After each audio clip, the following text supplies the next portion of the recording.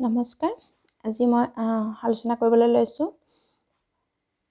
অনুশীলনী 4.3 এক নম্বৰৰ বাকি যিখিনি প্ৰশ্ন আছিলে সেই প্ৰশ্নৰ সমাধানখিনি গতিকে ইয়াতে আমাৰ 5 নম্বৰ প্ৰশ্নটো আছে এইটো তোমালোকক নিজে কৰি চাবলৈ কৈছিলোঁ এটা সংখ্যাৰ 2/3 পৰা 4 বিয়োগ কৰিলে বিয়োগফল 7 পোৱা যায় গতিকে আমি সংখ্যাটো ললো ধৰা হল সংখ্যাটো y এতিয়া প্ৰশ্নমতে কি হ'ব সংখ্যাটোৰ 2/3 পৰা 4 বিয়োগ কৰিব লাগিব 4 বিয়োগ কৰিলে তাৰ বিয়োগফলটো কিমান পাম আমি 7 গতিকে ইয়াতে এতিয়া আমি দুই ধৰণে কৰিব পাৰো প্ৰথমতে মই এইটো কৰি লৈছো y ৰ লগত 2 পূৰণ হৈ আছে গতিকে এইটো আমি লিখিম 2y/3 - 4 = 7 এতিয়া ইয়াতে চোৱা এই 4টো কিন্তু 3 ৰে হৰণ কৰা হোৱা নাই 4টো 3 ৰে হৰণ হৈ থকা নাই গতিকে আমি যেতিয়া পক্ষান্তৰ কৰিম তেতিয়া প্ৰথমতে আমি 4টোক লৈ যাব লাগিব আৰু যদি আমি 3টোক নিবলৈ বিচাৰো তেতিয়া হলে আমি লসাগু উলিয়াই ল'ব লাগিব গতিকে ইয়াৰ আৰু এই 4 দুইটাৰ লসাগু উলিয়াই কৰিব লাগিব গতিকে হেতু দীঘলীয়া হ'ব আৰু জটিল হ'ব গতিকে আমি সহজ পদ্ধতিত কৰিবলৈ হলে 4টোক পক্ষান্তৰ কৰিব লাগিব গতিকে প্ৰথমতে আমি 4টোক পক্ষান্তৰ কৰি লম 2y/3 গতিকে 4টোক যেতিয়া পক্ষান্তৰ কৰিম সোফালে 7 আছে 7টো লিখি লৈছো 4টোৰ আগত কি চিন আছে বিয়োগ চিন গতিকে সোফালে অহাৰ লগে লগে কি হ'ব 4টো যোগ হৈ যাব গতিকে বাওফালে থাকিব 2y/3 7 + 4 এটো হ'ব মানটো 11 তাৰ পিছত 2y/3 যেতিয়া পূৰণ হৰণ এইবোৰ থাকে হৰণ থাকিলে প্ৰথমতে আমি হৰণটো কৰি ল'ব লাগিব ইয়াত যেহেতু হৰণ আছে হৰণটোক আমি প্ৰথমতে কৰি ল'ব লাগিব 3টো হৰণ হৈ আছে গতিকে 3টোক আমি প্ৰথমতে সোফালে পক্ষান্তৰ কৰিব লাগিব গতিকে সোফালে লৈ যোৱাৰ লগে লগে বাওফালে অকল 2y থাকিব আৰু সোফালে তেতিয়া 11 আছে 11ৰ লগত এই 3টো পূৰণ হৈ যাব কাৰণ হৰণ হৈ আছে গতিকে 2y = 11 * 3 33 গতিকে এতিয়া y লগত 2 পূৰণ হৈ আছে গতিকে এই 2টোক আমি সোফালে লৈ যাব লাগিব পক্ষান্তৰ কৰিলে কিমান হ'ব 2টো যেহেতু পূৰণ হৈ আছে গতিকে সোফালে আহিলে হৰণ হ'ব গতিকে 33টোক যেহেতু 2 ৰে আমি হৰণ কৰিব নোৱাৰো গতিকে ইয়াৰ উত্তৰটো এটোৱে হ'ব গতিকে সংখ্যাটো 33/2 এটোৱে হ'ব আনসাৰটো নেক্সট কোৱেশ্চনটো দিছে এটা সংখ্যাৰ 6 গুণ 24ৰ সমান গতিকে আমি প্ৰথমতে সমাধান ধৰা হল সংখ্যাটো x এতিয়া প্ৰশ্নমতে কি দিয়া আছে এটা সংখ্যাৰ 6 গুণ সংখ্যাটো ললো আমি x এতিয়া x ৰ 6 গুণ কিমান হ'ব 6x 6 গুণ কাৰ সমান বুলি কৈছে 24ৰ সমান কিন্তু তেনে সহজ যেহেতু 6x হৈ আছে 6টো পূৰণ হৈ আছে গতিকে আমি যেতিয়া সোফালে পক্ষান্তৰ কৰিম সোফালে লৈ যাম কি হ'ব হৰণ হ'ব গতিকে বাওফালে কি থাকিব অকল 6 থাকিব আৰু সোফালে যেহেতু আমি হৰণ কৰিম এই হৰণ চিহ্নডাল আমি প্ৰথমতে দি লৈছো তোমালোকে বহুতে কি কৰা প্ৰথমতে সংখ্যাটো লিখি লোৱা তাৰ তলত হৰণ চিহ্নটো দিয়া তেনেকুৱা নকৰিবা গতিকে এটো কিমান হ'ব ওপৰত 24 আৰু তলত থাকিল 6 গতিকে 6 গুণ 6 6 গুণ 24 গতিকে x ৰ মানটো পালো আমি 4 therefore সংখ্যাটো 4 এটো হ'ল আনসাৰ নেক্সট কোৱেশ্চনটো দিছে এটা সংখ্যাৰ 1/4 লগত 5 যোগ কৰিলে 6 পোৱা যায় গতিকে ধৰা হল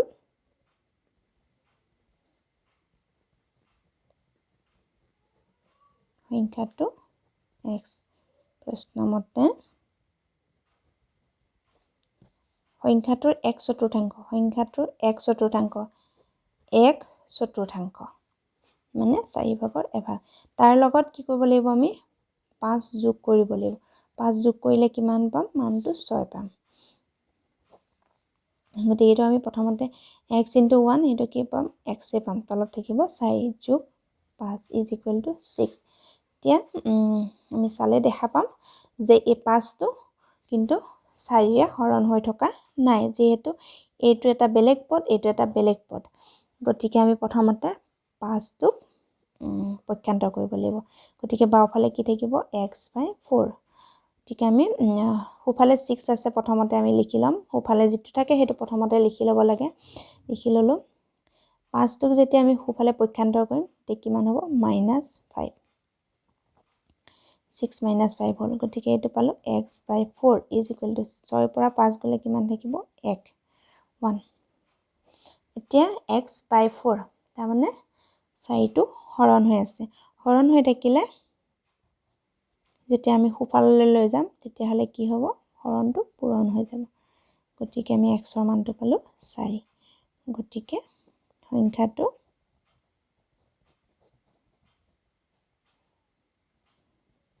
হ'ল 4 তো হ'ব আনসার নেক্সট কোৱেশ্চনটো দিছে এটা সংখ্যাৰ 3/4 12ৰ সমান ধৰি লোৱা সংখ্যাটো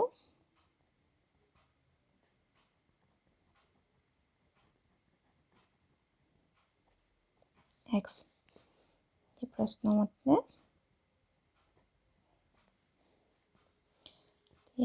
সংখ্যাৰ 3/4 ঠিক আছে সংখ্যাটোৰ 3/4 3/4 তাৰ মানে 4/3 এইটো তোমালোকে কেনেকৈ লিখিব লাগে বুজি পাইছা 3/4 1/4 তাৰ মানে প্ৰথমতে যেটো থাকিব হেতু হ'ব লব পিছত যেটো থাকে হেতু হয় হৰ মানে প্ৰথমৰটো ওপৰত লিখিব লাগে পিছৰটো তলত লিখিব লাগে এতিয়া তোমাৰ যেনেকৈ দিয়া থাকে 1/3 মানে ওপৰত 1 তলত 3 তাৰ মানে 3/1 গতিকে এইটো কাৰ সমান বুলি কৈছে 12ৰ সমান এতিয়া এইটো আমি হেনে ধৰণে থাকিলে আমি 4টোক লৈ যাব পাৰো বা তোমালোকে যদি লিখিব বিচাৰে এটা লাইন হেনে ধৰণে লিখি দিব পাৰা x টো 3 লগত পূৰণ হৈ আছে গতিকে এইটো হ'ল 3x/4 = 12 এতিয়া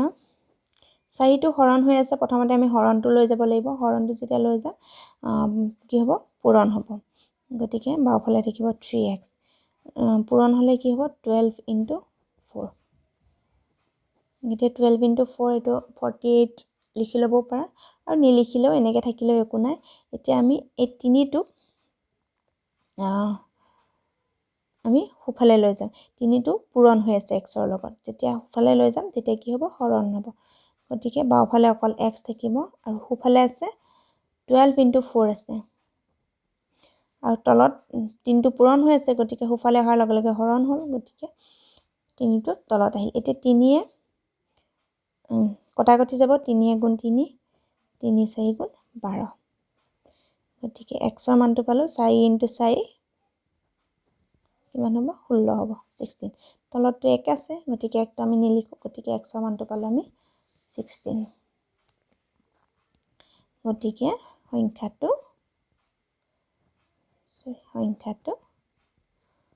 16 এটো হ'ল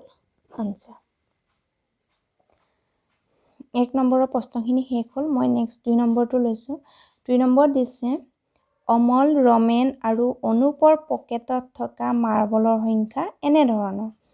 ৰমেনৰ দুই পকেটত মিলি থকা মাৰ্বল অমলৰ পকেটত থকা মাৰ্বলৰ দুগুণ অনুপৰ পকেটত থকা মাৰ্বলৰ সংখ্যা 11 অনুপৰ পকেটত কিমান আছে আমি গমে পালো 11টা তেওঁলোক তিনিওজনৰ লগত থকা মাৰ্বলৰ সংখ্যা 50 তিনিওজনৰ মিলালে 50টা আছে ৰমেন আৰু অনুপৰ মাৰ্বলৰ সংখ্যা কিমান এতিয়া চোৱা ইয়াত আমি চাব লাগিব ৰমেনৰ দুই পকেটত মিলি থকা মাৰ্বল ৰমেনৰ দুইখন পকেটত কিমান মাৰ্বল আছে অমলৰ পকেটত থকা মাৰ্বলৰ দুগুণ তাৰ মানে অমলৰ পকেটত যিমান আছে তাৰ দুগুণ আছে যদি অমলৰ পকেটত 10টা আছে তেতিয়া হলে ৰমেনৰ পকেটত 20টা আছে গতিকে ইয়াত আমি ধৰা হ'ল এই ধৰি যে ল'ম সংখ্যাটো সেইটো আমি কোনটো ল'ম ৰমেনৰ পকেটত থকা মাৰ্বলৰ সংখ্যা ধৰিম নে অমলৰ পকেটত থকা মাৰ্বলৰ সংখ্যা ধৰিম এই যে আমি ধৰি লোৱাটো সদায় আমি কি কৰিব লাগে যিটো কমকে থাকে বা যিটো সৰু আমি সেইটো ল'লে সুবিধা হয় গতিকে ইয়াত আমি কমকে কাৰ আছে অমলৰ পকেটত আছে কাৰণ অমলৰ পকেটত থকা দুগুণ আছে ৰমেনৰ পকেটত অমলৰ পকেটত যদি দুটা আছে ৰমেনৰ পকেটত কেইটা আছে তাৰ দুগুণ হ'লে 2 দুগুণ 4টা হ'ব গতিকে ইয়াত আমি ধৰা হ'ল অমলৰ পকেটত থকা মাৰ্বলৰ সংখ্যা গতিকে অমলৰ পকেটত যদি আমি x বুলি ধৰি লওঁ তেতিয়াহ'লে ৰমেনৰ পকেটত কিমান হ'ব 2x হ'ব তাৰপিছত গোটেই কেইটাৰে যোগ কৰিলে কিমান পাম 50টা তোমালোকে প্ৰশ্নটো নিশ্চয় বুজি পালা এতিয়া আমি সমাধানটো কৰিম গতিকে ইয়াত আমি এটোত সদায় মন কৰিবা যেতিয়া ৰমেনৰ পকেটত বুলি লিখিবা ৰমেনৰ পকেটত যদি সংখ্যাটো লোৱা তেতিয়াহ'লে অমলৰ তাত কি হ'ব তাৰ আধা হৈ যাব গতিকে আমি আকৌ 2ৰে হৰণ কৰিব লাগিব সেইকাৰণে আমি সদায় কি কৰিব লাগে সৰুটো ল'ব লাগে সৰুটো ল'লে সুবিধা হয় বা যিটো কমকে থাকে সেইটোত সুবিধা হয় ইয়াতে আমি গম পালো অমলৰ পকেটত কমকে আছে গতিকে অমলৰটো আমি ধৰি ল'ম এতিয়া আমি প্ৰথমতে ললো অমলৰ পকেটত থকা মাৰ্বলৰ সংখ্যা ধৰা হ'ল অমলৰ পকেটত থকা মাৰ্বলৰ সংখ্যা x যদি অমলৰ পকেটত x টা মাৰ্বল আছে তেতিয়া ৰমেনৰ পকেটত কেইটা থাকিব দুগুণ 2x থাকিব কি ৰমেনৰ পকেটত থকা মাৰ্বলৰ সংখ্যা কিমান হ'ল 2x এতিয়া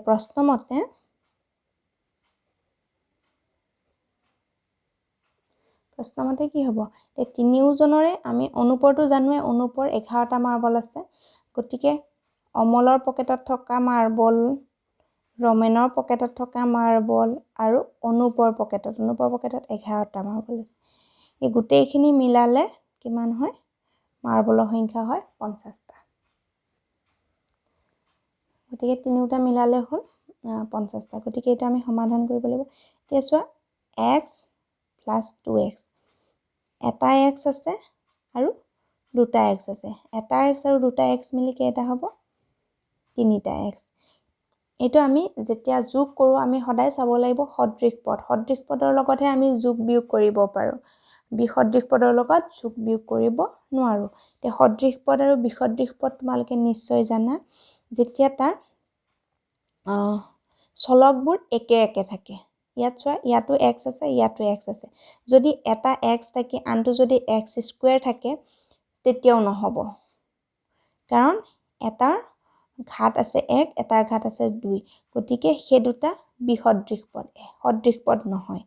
যদিও x থাকে x থাকিলেও সেই দুটা বিসদৃশ পদ কাৰণ তাৰ ঘাত বেলেগ আছে ঘাত একে থাকিব লাগিব চলক একে হ'ব লাগিব তেতিয়াহে তাক সদৃশ পদ বুলি কয় গতিকে সদৃশ পদৰ ক্ষেত্ৰত আমি যোগ বা বিয়োগ কৰিব পাৰো গতিকে ইয়াত এটা x আছে আৰু দুটা x আছে এটা x আৰু দুটা x মিলি তিনটা x হ'ল যেনে ধৰিলা তোমাৰ এটা আম আছে আৰু তিনিটা আম আছে এটা আম আৰু তিনিটা আম মিলি কেইটা হ'ব চাৰিটা আম তেনেকুৱা ধৰণৰ কথা ইয়াতে এটা x আৰু দুটা x মিলি তিনিটা x হ'ল 3x + 11 = 50 এতিয়া আমি এই 11 টোক সোফালে লৈ যাব পাৰো গতিকে তেতিয়া বাওফালে থাকিব 3x টা বাওফালে থাকিল সোফালে থাকিল 50 11 টোক সোফালে আনিলে হ'ল -11 কাৰণ 11 ৰ আগত যোগ চিন আছে তেতিয়া সোফালে অহাৰ লগে লগে তাৰ চিনটো হলনি হৈ গ'ল 3x = এতিয়া 50 পা 11 মাইনাস কৰিলে আমি কিমান পাম 39 এতিয়া 3 টো x ৰ লগত পূৰণ হৈ আছে যেটো পূৰণ হৈ আছে 3 টোক যেতিয়া আমি সোফালে লৈ যাম তেতিয়া হলে হেতু কি হ'ব হৰণ হৈ যাব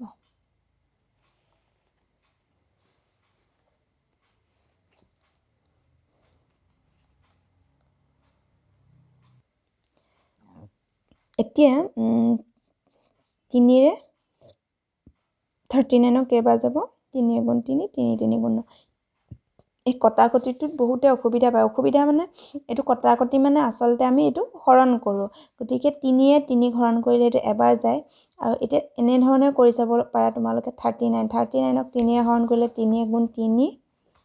9 থাকিল 3 3 × 9 তাৰ মানে আমি ইয়াত কি পালো 13 পালোঁ গতিকে সেই যিটো আমি কুৱেশ্যন পাওঁ সেই কুৱেশ্যনটোৱে ইয়াত বহোৱা হয় গতিকে এইটো মানে আমি 3ৰে যেতিয়া হৰণ কৰিলোঁ কাৰণ আমি একেটা সংখ্যাৰে হৰণ কৰিব লাগে তাৰমানে আমাৰ উৎপাদক একেটাই হ'ব লাগে এইটো সংখ্যাৰ আৰু এইটো সংখ্যা দুইটাৰে আমাৰ একে উৎপাদক থাকিলেহে আমি এনেধৰণে কটাকটি কৰিব পাৰোঁ বা আমি হৰণ কৰিব পাৰোঁ কাৰণ দুইটা সংখ্যাক আমি একেটা সংখ্যাৰে হৰণ কৰিব লাগিব আৰু সাধাৰণ উৎপাদকটো থাকিব লাগিব গতিকে ইয়াত দুইটাৰে সাধাৰণ উৎপাদক আছে 3 গতিকে আমি 3ৰে 3 হৰণ কৰিছোঁ এবাৰ পাইছোঁ আৰু 3ৰে 39ক হৰণ কৰিছোঁ এইটো 13 বাৰ পাইছোঁ গতিকে সেই 13টোৱে ইয়াত লিখিছোঁ গতিকে আমি xৰ মান পালোঁ 13 গতিকে ইয়াততো আমাক সংখ্যাটো উলিয়াব দিয়া নাই আমাক কি দিছিলে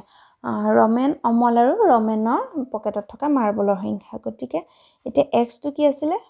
আমি xটো কি ধৰিছিলোঁ অমলৰ পকেটত থকা মাৰ্বলৰ সংখ্যা গতিকে অমলৰ পকেটত থকা মাৰ্বলৰ সংখ্যা পালোঁ আমি 13টা আৰু ৰমেনৰ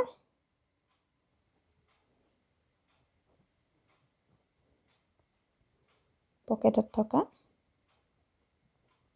মাৰ্বলৰ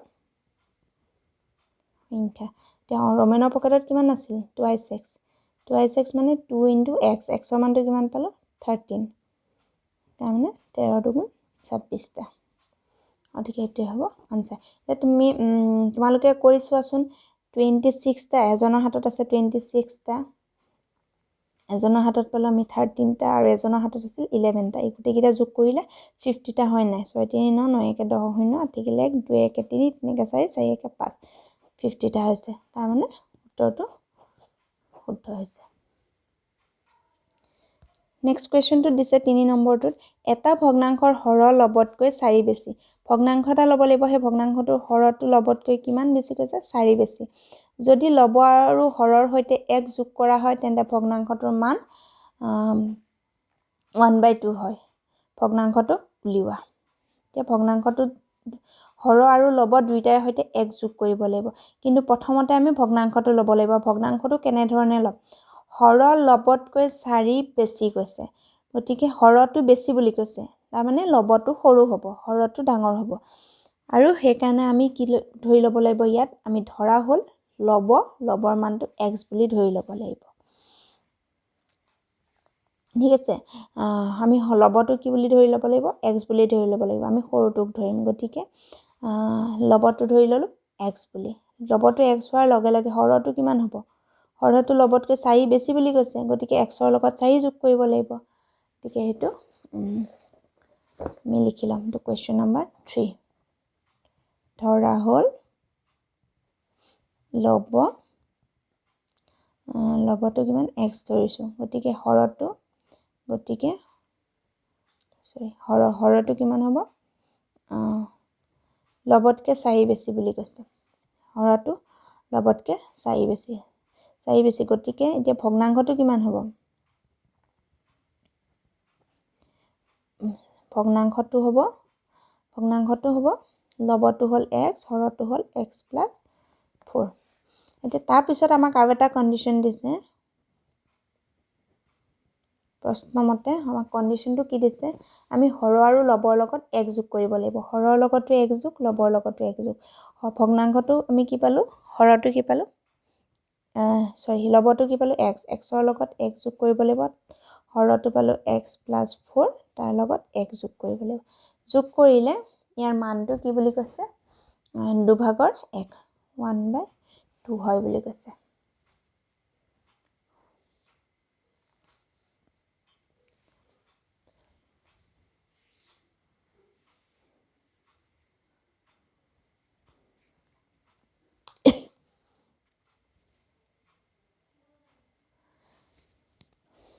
তাৰ পাছত